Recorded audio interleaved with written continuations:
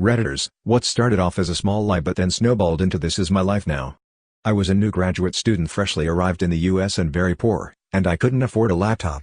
So the only way I could communicate with my family was to hit up the library and use a public computer to email with them. Eventually my girlfriend back home wanted to Skype, and I wanted a little privacy for this if you know what I mean, so I set about finding the most private computer available to me in the library. On a recon mission the day before the Skype, I located a single computer in a conference room and the next morning got up at 7 a.m. to account for the time difference and walked into the conference room with my eyes totally focused on the computer.